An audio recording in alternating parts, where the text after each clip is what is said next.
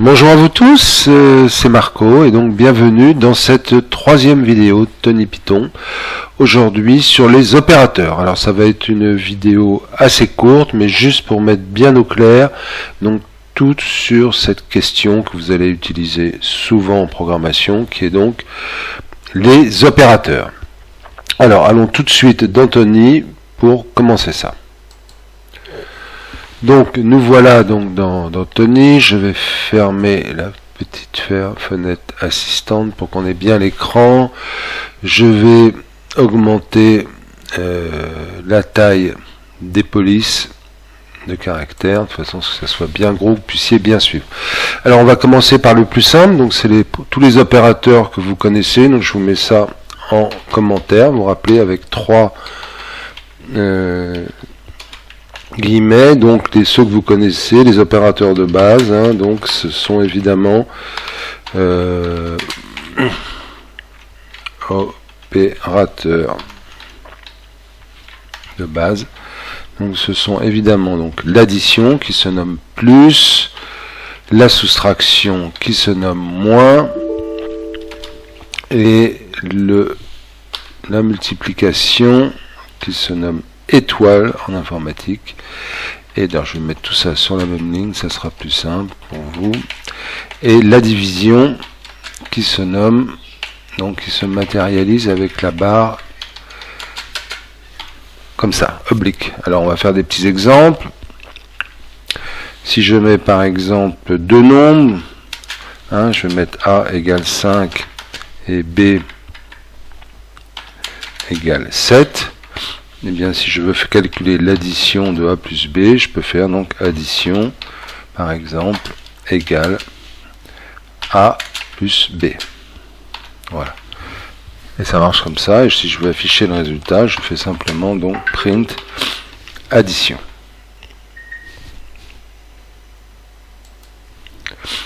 Addition.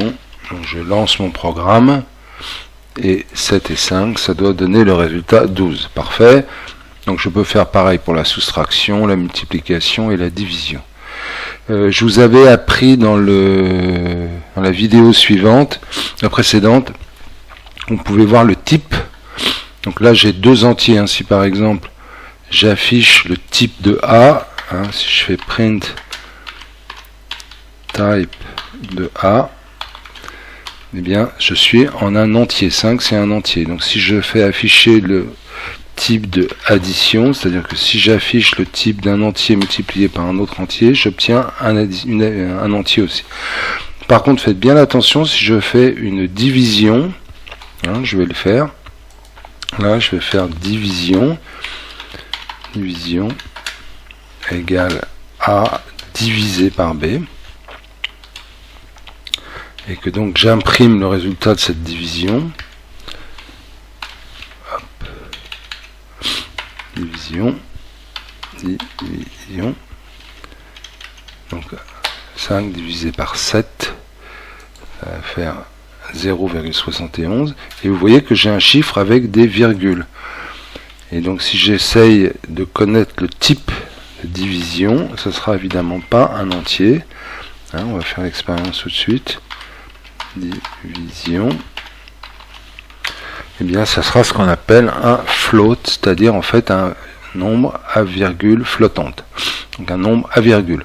Alors faites très attention, tous les résultats de division par défaut sont des nombres à virgule flottantes. Donc vous connaissiez entier, vous connaissiez caractère, voilà une nouvelle sorte de données, ce sont donc les données numériques à virgule flottante qui sont donc identifiées en Python, vous voyez avec ce mot qui est float. On va voir quelques opérateurs peut-être moins évidents pour vous. Il y a le modulo. Alors je ne sais pas si vous connaissez le modulo, vous avez normalement dû voir ça en mathématiques. Il se note %, c'est le reste d'une division. D'accord. Par exemple, si je fais print 5 divisé par 2, je peux faire l'opération dans un print, hein, vous voyez, print 5 divisé par 2, je lance mon petit programme, et bien 5 divisé par 2, ça donne 2,5. D'accord, ça nomme un nombre à virgule, ça veut dire qu'il y a un reste. et bien en fait ça fait 2 et il reste 1. Donc si je fais print 5 modulo 2, on va faire l'expérience tout de suite. Donc modulo qui se nomme %, et bien ça va me renvoyer la valeur 1. Effectivement, 2 fois 2, 4, il reste 1. Donc ça vous permet de connaître le reste d'une division euclidienne. Pour ceux qui se demandent à quoi ça sert, bah, ça peut par exemple de vous permettre, quand on aura ça, des petits exercices à faire là-dessus, de savoir si un nombre est pair. Si un nombre est pair et divisible par 2, bah, ça veut dire que son modulo de la division par 2 est égal à 0. Voilà un exemple pratique d'utilisation. On n'a pas parlé non plus des puissances, donc je vais effacer tout ça. Les puissances, puisque vous faites ça en maths, ça se note 2 étoiles, d'accord? Par exemple, si je mets a égale 2 et que je veux calculer a au carré, je vais faire print a étoile étoile 2, d'accord? Ça veut dire 2 puissance 2, et 2 puissance 2 ça fait évidemment 4. Voilà. Si je veux calculer 2 au cube par exemple, bah, je vais faire a étoile étoile 3. Et donc normalement 2 fois 4 ça va me renvoyer 8. Vous voyez, c'est formidable, ça marche.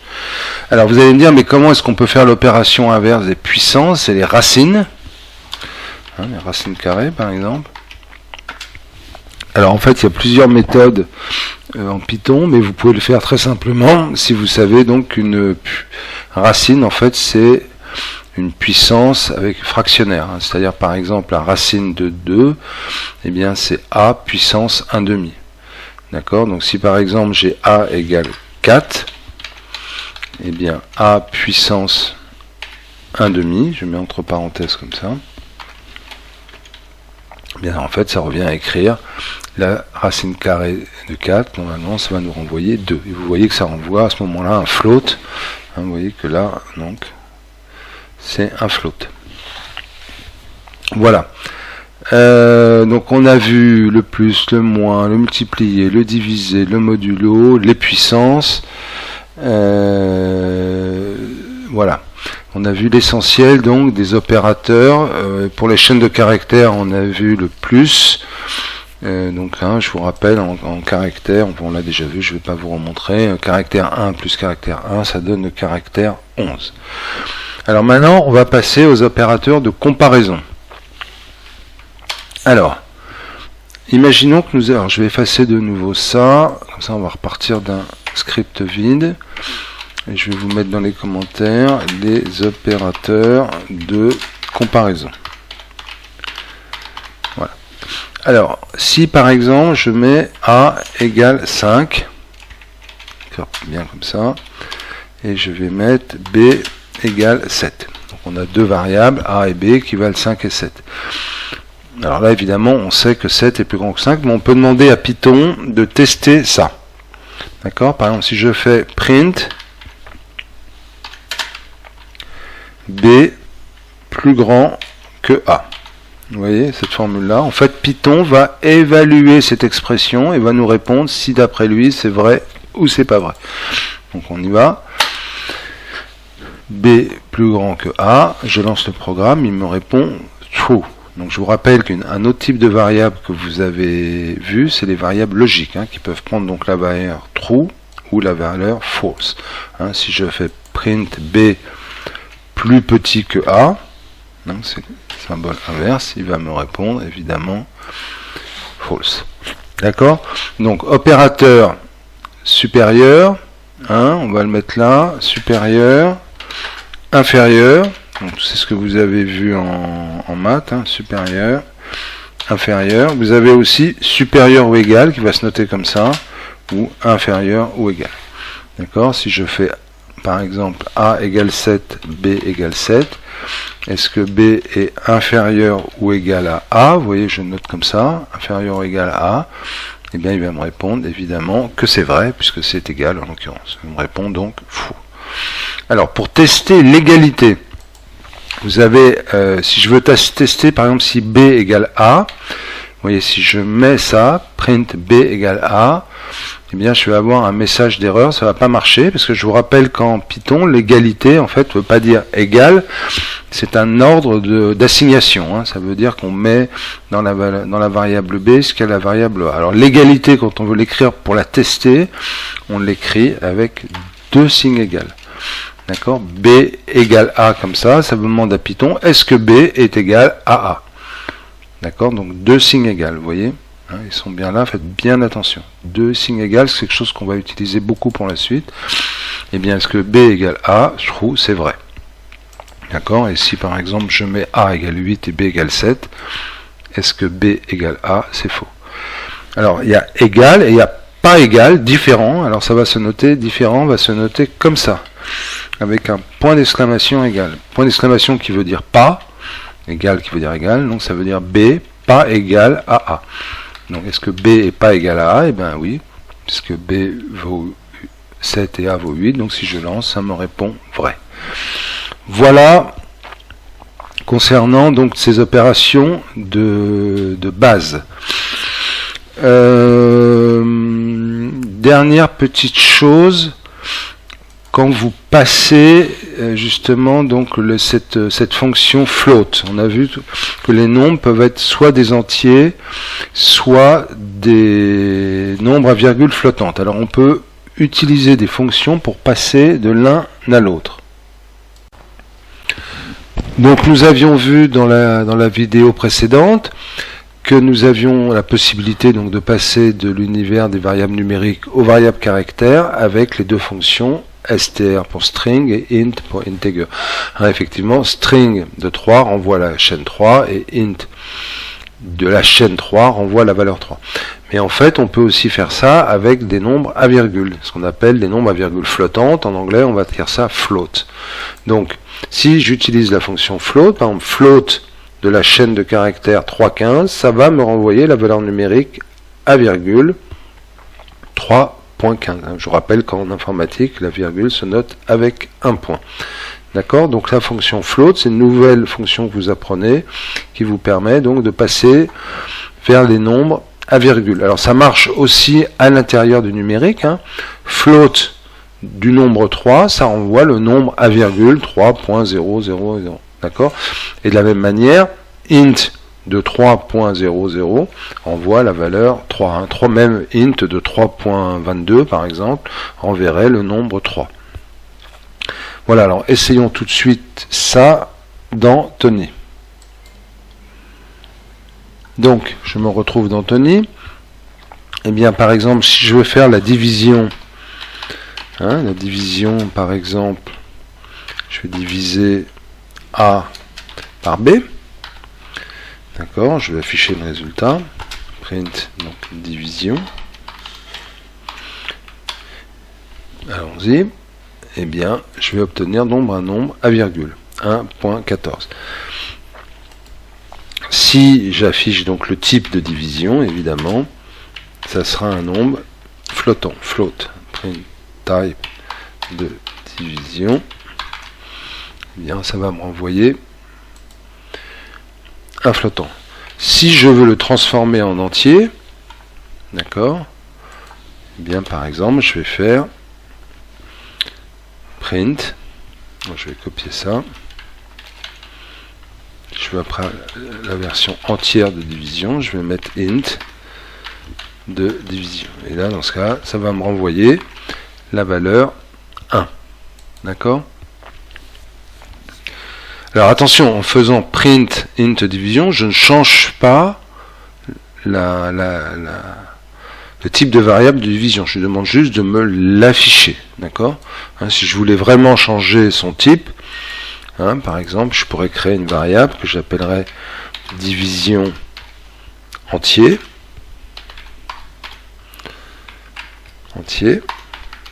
qui est égal à int de division.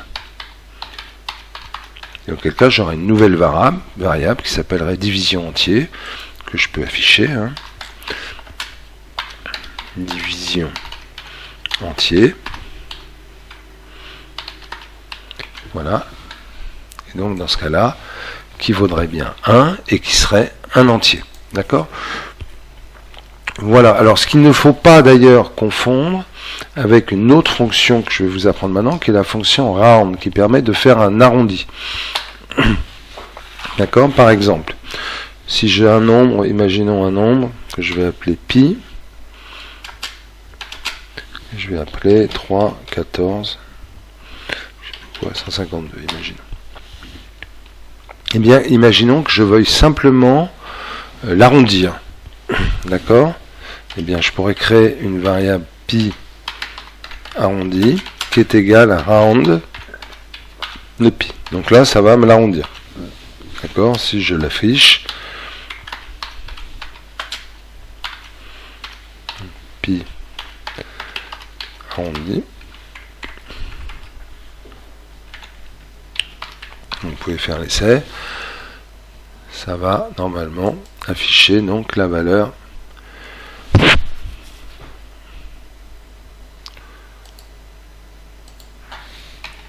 3.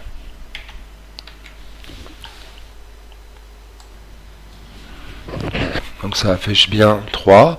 Hein, si pi égale ça, je le fais afficher, je l'arrondis, et donc ça affiche bien 3. Hein, je relance. Voilà. Alors, dans la fonction round, je peux aussi indiquer combien je veux de décimales. Je mets une virgule, je passe un autre paramètre, par exemple 2. Ça veut dire que je veux afficher ce nombre-là avec 2 décimales. Vous voyez? Par exemple, eh bien, ça va m'afficher 3, 14. Voilà donc pour la fonction round qui vous permet donc d'arrondir une donnée, soit au moment de l'affichage dans votre print, soit dans les calculs et dans les changements de variables. Vous pouvez d'ailleurs l'intégrer dans un print, ça va être la dernière chose que je vais vous montrer. On va essayer de faire un print comme on avait vu la dernière fois avec le paramètre f. Donc, imaginons que je mette la valeur de pi est égale, et là je vais mettre donc, je vous rappelle en accolade, la valeur de pi. D'accord? Donc ça vous connaissez, ça va vous afficher la valeur de pi égale 3,14,152. J'ai le droit, par exemple là, de mettre round de pi. Par exemple avec 2 décimales. Vous voyez? Donc ça va mettre la valeur de pi est 3,14. Je peux le faire d'une autre manière. Je peux le faire directement sans utiliser donc la fonction round,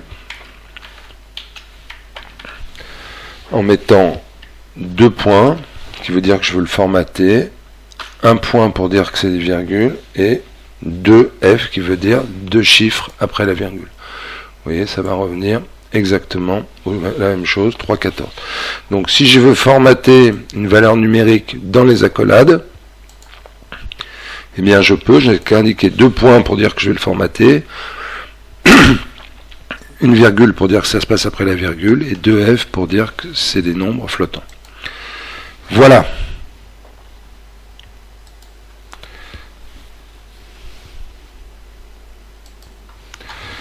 Donc, pour conclure cette vidéo, dans cette vidéo, vous avez appris donc à maîtriser les opérateurs de calcul et de comparaison. Donc, je vous rappelle, plus, moins, divisé, puissance, etc., modulo, les comparaisons inférieures, supérieures, égales, etc.